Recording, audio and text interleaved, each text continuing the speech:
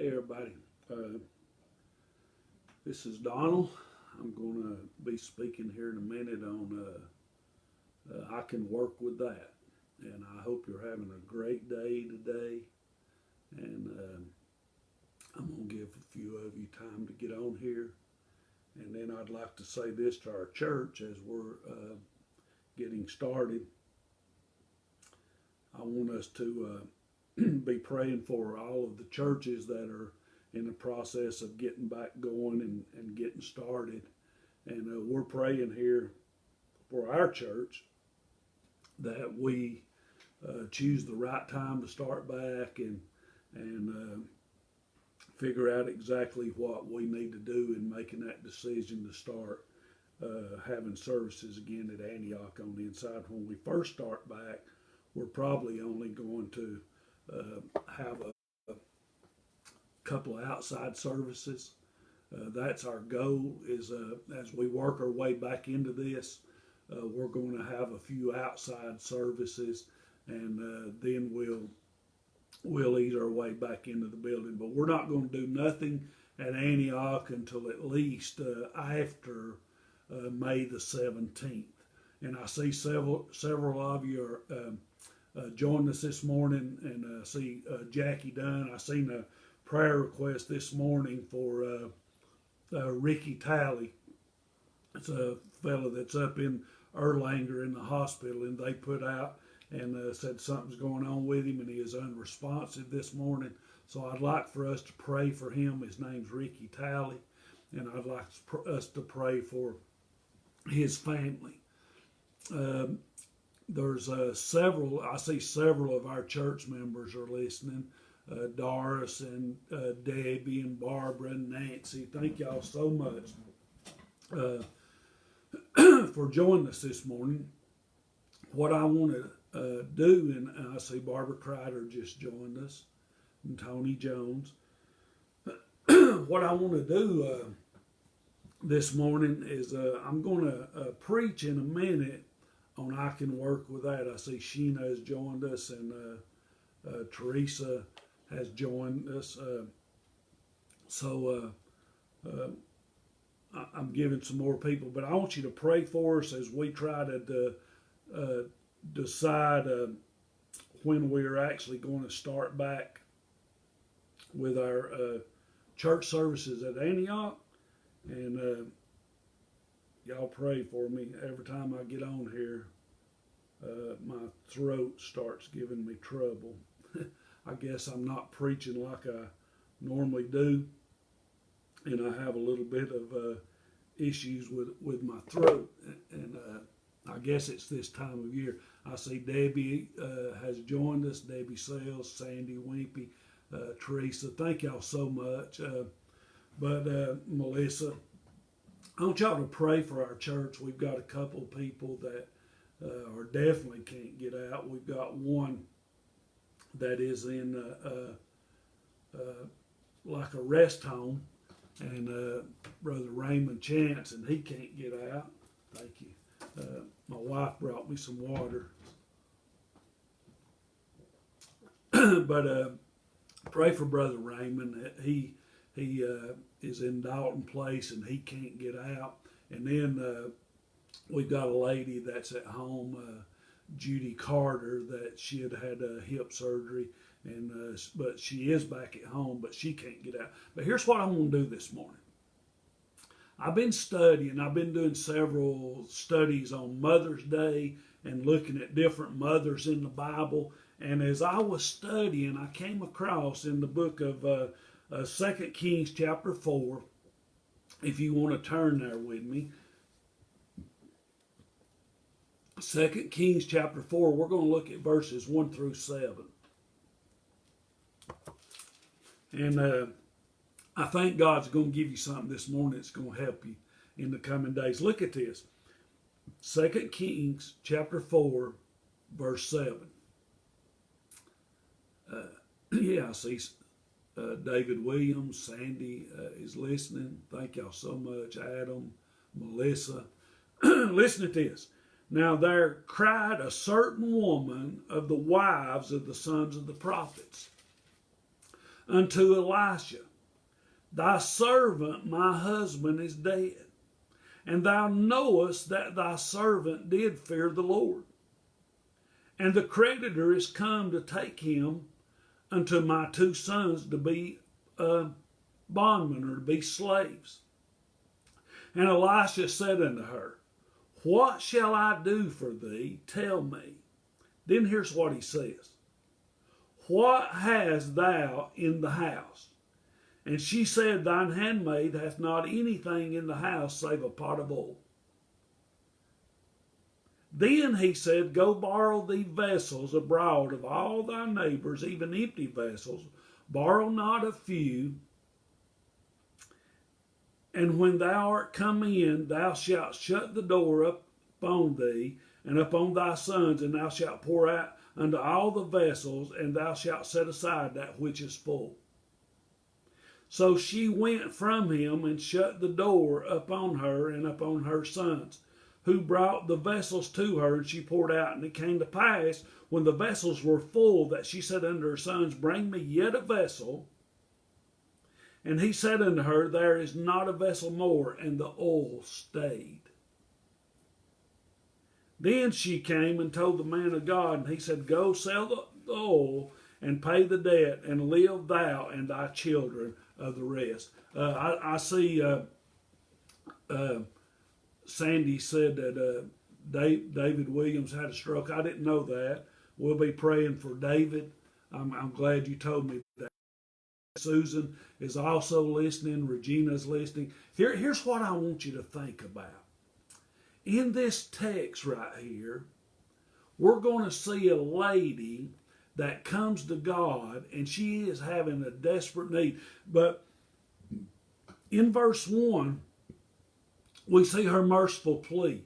It says that she came to the man of God, and she had a loud cry.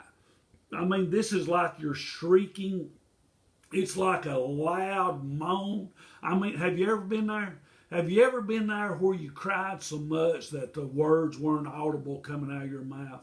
Have you ever been so heavily burdened that you didn't even know what to ask for, and you didn't even know what to say? But there was a reason for this lady's pain. There was a reason for her making this plea unto the man of God. Here's why it was. She said, My husband is dead. He was one of the sons of the prophet. And now she's a widow, and she's the mother of two sons. So she's crying out to the man of God, and she's telling the man of God, she said, Hey, my husband is dead. But then here's what else she said. We see her claim. She said, he's a man that feared God. Now here's what God showed me in that. Have you ever had trouble, and have you ever struggled, and then you go to God and you say, God, this shouldn't have never happened? See, this woman, she runs to the man of God, and she said, Hey, my husband is dead. I'm in trouble. I've got a huge debt, and I don't know what you're going to do about it. So really what she was saying is my husband was a God-fearing man, and this shouldn't have never happened. Have you ever told God that? God, I serve you every day. God, my family, we go to church every time the doors is open. Have you ever pulled out and said, God, I want you to look. I give to people. I give to the church. I give to special causes. I help out people that people don't even know about. God, I've tried to live right. And then we go to God when troubles come our way, and we say, but God, why is nothing not happening to so-and-so? God, why is this not happening? Why is this happening to me? That's what this woman was saying. She come to the man of God, and she wanted to know, hey, what are you going to do? This ought not have never happened to my family. My husband loved God, and my husband feared God, and he's tried to lead our family the right way, and I don't understand why you let this happen to our family. You ever been there? Have you ever sung the blues to God? And if you have, that's fine, because most of us have. None of us think that we deserve hardships. None of us have ever arrived at the place where we say, hey, God, it's okay, I'm big enough to handle this. No, we say, God, why in the world did this happen to me? Why did it happen to me? God, I'm faithful to you. I love you. God, I serve you. But then we see a mounting problem there. At the latter part of verse 1, look what she said there. She said, and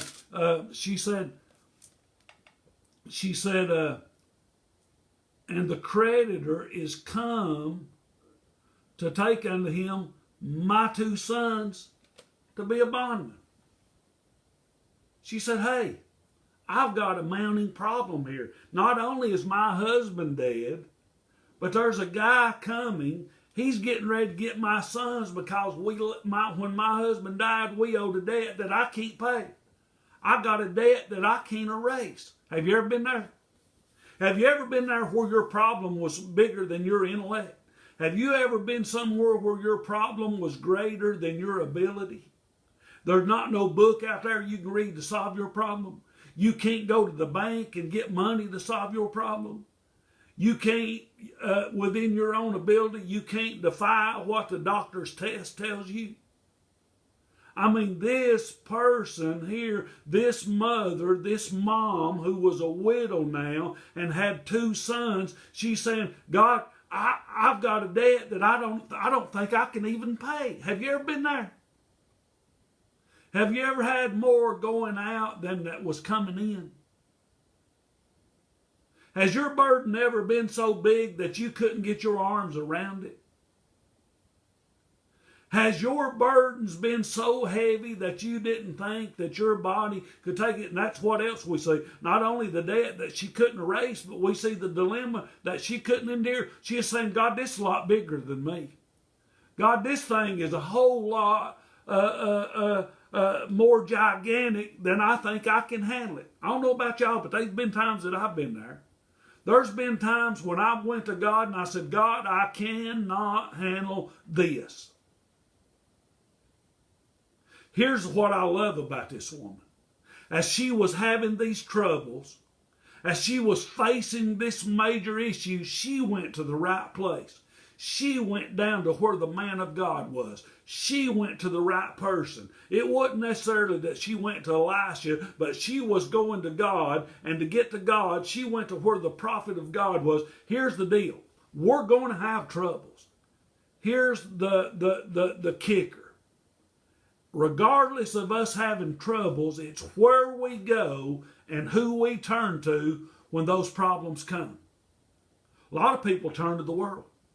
A lot of people turn to alcohol when trouble comes their way. A lot of people turn to drugs when trouble comes their way. A lot of people withdraw. They withdraw in themselves. They don't want nobody around, and they try to carry the weight of that burden upon themselves. It's not an idea that we have troubles. The idea is, where do you go and who do you turn to when those troubles come? Now here's what God showed me. I've read this, I've preached this before, but not like this. As I was studying on some Mother's Day scriptures in the Word of God, I came across this little mother right here. She was a widow. Her husband had died. He was a faithful, devout man of God.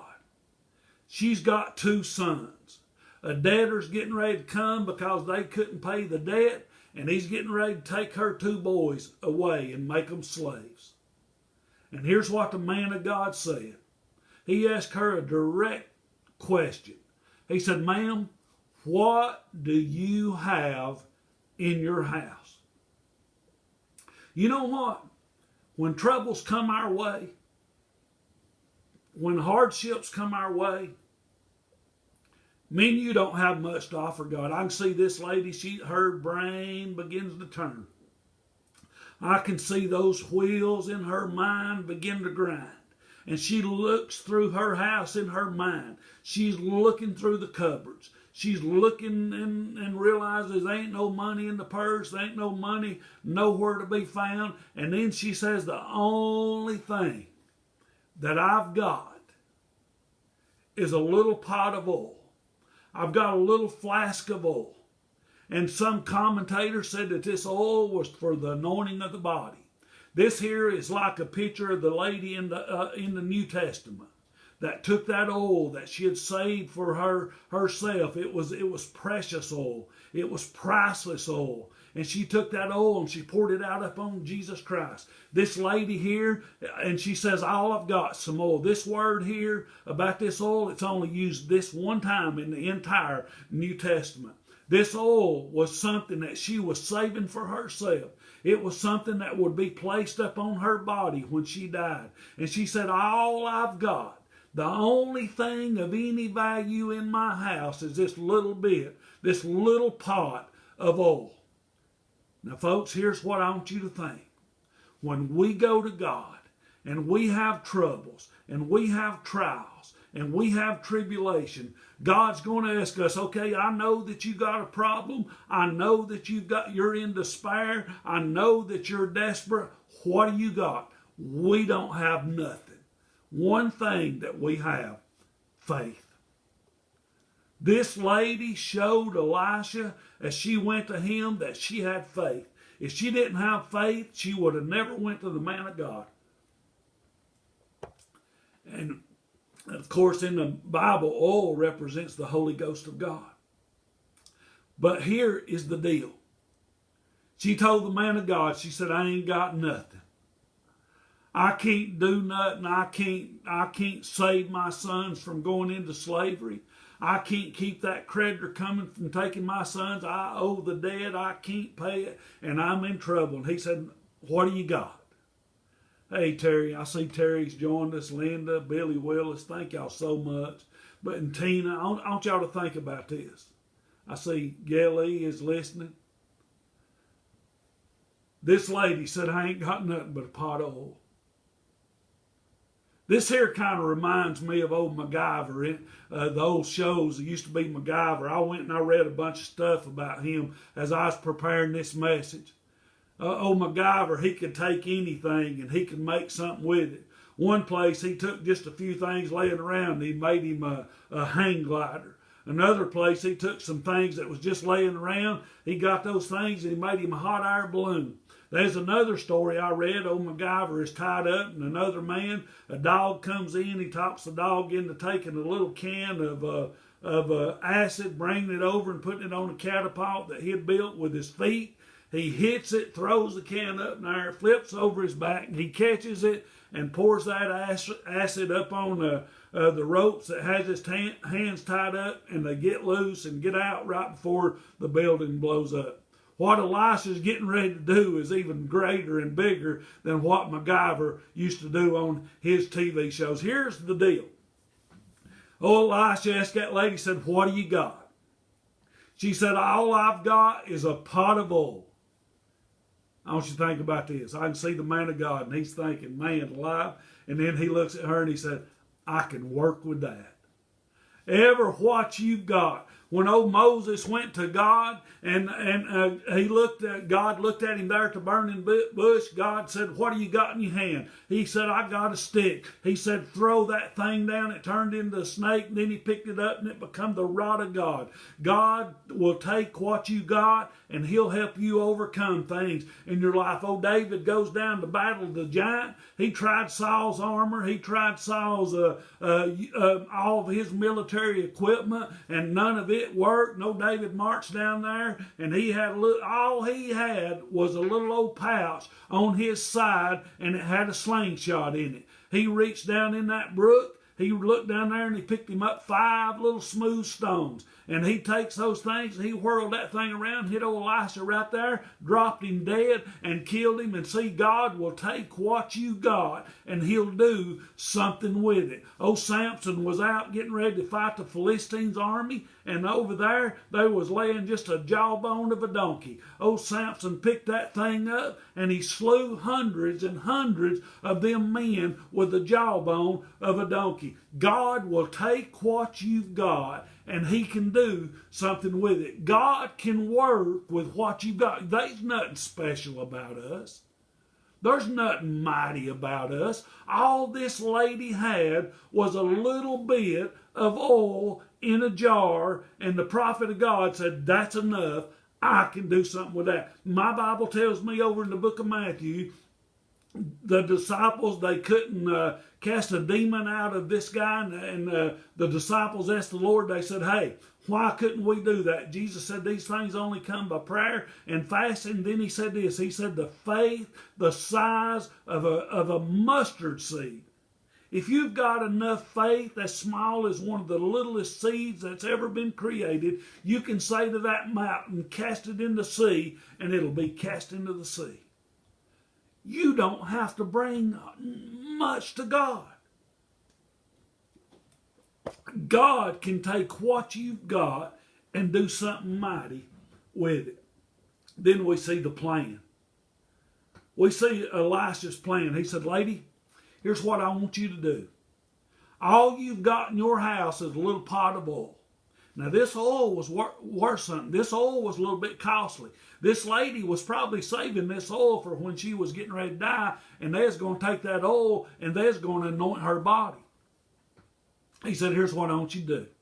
I want you to go home, and I want you to get every pot you've got in your house, and I want you to start pouring that oil into that pot. And then I want you to get your sons, and you send them around, and you tell your sons to get out there and start gathering every pot they can borrow and bring them in the house. And you take that little pot of oil that you've got, and I want you to start pouring it. And as long as you pour it, that oil in that little jar that you got, it is never going to run out. I can see that lady scratching her head, and she's thinking, man, I ain't never heard orders like that. This is the strangest thing that I've ever heard. Folks, you listen to me. The Bible tells me that God's ways are not our ways. His mind is far superior than ours. His ability is far surpasses what you and I can do. So this lady heard these strange orders. But then she's going to see an even stranger outcome. She goes, and she gets that little pot of oil, and she goes through her house, and she finds every little vessel she's got. She finds every pot. She finds every jar. She finds every little container that she can, and she starts pouring that oil, and it just kept on pouring. That oil just kept on going down. Every time she'd pour it, there'd more oil come out. And about that time, her son started bringing oil in. That lady took her oil, that little flask of oil that she had, and she started pouring. And that water started going in. That oil started going in. And she's filling them up, and she's filling them up. And as long as she had vessels, as long as she had some pots, that oil kept pouring. And then something happened. She run out of vessels. She run out of pots. She ran out of any more vessels to pour that oil into. And you know what verse 6 says? The oil stayed. Here's what God showed me. God has limitless resources. Ever what you need, He's got it. Ever how big your problem is, He's bigger. Ever how heavy your burden is, give it to Him. My Bible tells me in the book of Matthew, take His yoke upon Him. We're to take His yoke upon us. Let Him carry our burdens. My Bible tells me, let us therefore come boldly under the throne of grace. We're to come to Him. Over and over in the Word of God, God says, come to me. Then in 1 Peter 5, He says, casting all your care upon Him, for He comes to you. Let us therefore come boldly under the throne of grace. We're to come. He wants us to come. Let Him carry our burdens. Let Him carry our problems. Cast our cares upon Him. You know why? He's got limitless resources. And then here's what God told him. Or Elisha told him. He said, ma'am, here's what I want you to do. I want you to take all them vessels of oil. I want you to take all those pots of oil, and you take them out and you sell them. You sell them till you get enough to pay off your debt. And when you pay off your debt, every one of them other vessels that you've got in your house, because you're going to have a whole lot more, you live off that. The rest of your days, every time you and your sons need something, you just take that oil and you sell it, and it'll be good enough for you and them boys to live off of. Well, folks, you let me tell you right now, we got a God who cares. We've got a God who can. We've got a God who is bigger than our problems. We've got a God who is greater than our burdens. And as long as she poured that oil kept on coming out. And I can see that lady as she marches down to the marketplace and she begins to sell that oil. I can see that lady when she looks and she says, my debt was this much and I've got enough money to now go pay it off. And I can see her go to that old debtor, that creditor, and say, here, you're not getting my boys. You're not getting my sons. You're not going to take them as slaves. And she paid off her debt. Let me tell you, over in the New Testament, Jesus Christ paid off our debt. You and I owed a debt that we couldn't pay, and Jesus Christ shed his blood. He shed enough for my sins. He shed enough for your sins. He shed enough for the world's sins, and he paid a debt that you and I couldn't pay, and he paid it in full, and he paid it. He met the he paid the debt that was had to be paid for man's sin, and then after that, bless God, we've got enough to live happy. We've got enough to live joyously. We've got enough to get us all the way to heaven. You and I can live today because of what Jesus Christ done way back yonder on Calvary. You say, preacher, can God use me? Wasn't no stipulations for them vessels. He said, you go get every vessel you can. I don't care what them vessels look like. If they can hold oil, you go get them. And God can use you. You know what made this miracle take place? Was empty vessels. If you'll give God what you got, he can do something with it. I can see God look down at old Moses, old stuttering guy. He couldn't even hardly talk without stuttering. And God said, I can work with that. I look over in the New Testament, old Peter over there. Old Peter, he was hard-headed. I mean, he is always sticking his foot in his mouth. And God said, I can work with that. Israel needed a new king in the New Testament. Saul was head and shoulders above every man in the nation of Israel. And God looked out in the field, old red-headed shepherd boy who was literally like a little mama's boy out there tending sheep. And God said, I can work with that. Back in 1979, God saved Donald Cantrell. And in the spring of 1980, I'd been saved for about 6 months. I felt like God was calling me to preach. I didn't even hardly know that much about the Bible. I hadn't even been saved long, but God looked down and he said, I can work with that. I can do something with that right there. I didn't bring much to the table. I've seen God take old people whose lives had been failures and whose lives had been all messed up, and Satan just throwed them for a loop. But God looked down and he said, I can work with that.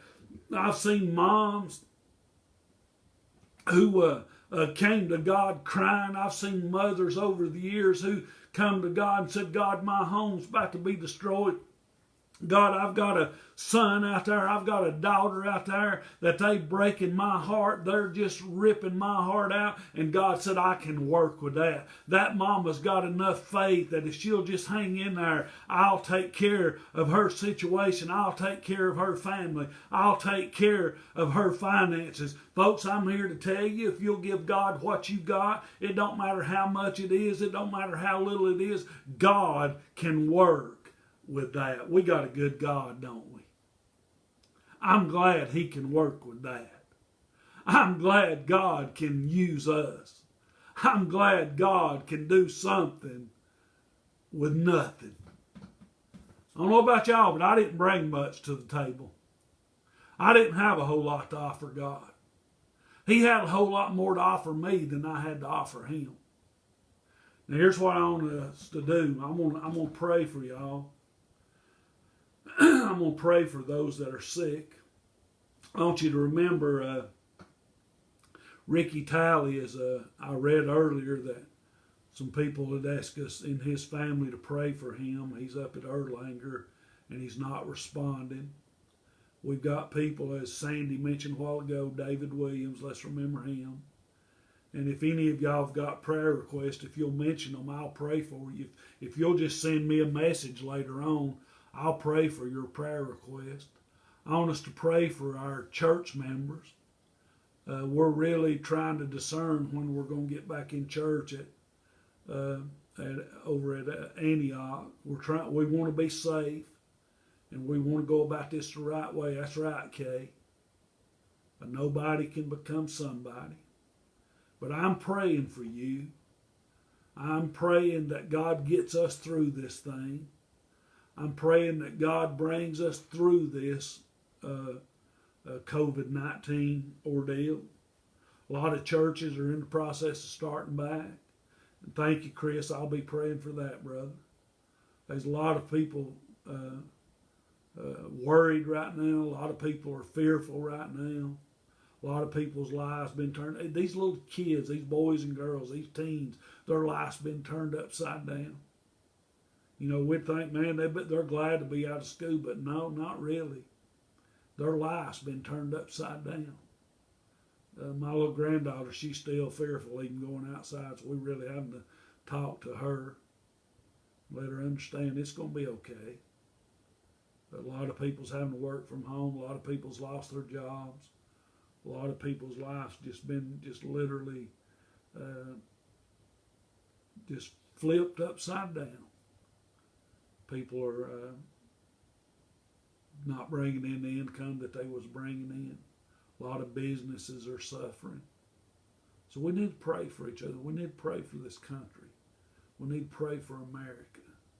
We need to pray for our president. We need to pray for our governor. We need to pray for our leaders. Pray for all of our churches. This is a big task of trying to turn this thing around and reassemble and get back in church, because we got to think about people's health. I love you. I'm going to be praying for you. I'm going to pray for your prayer requests. Send them to me if you want to.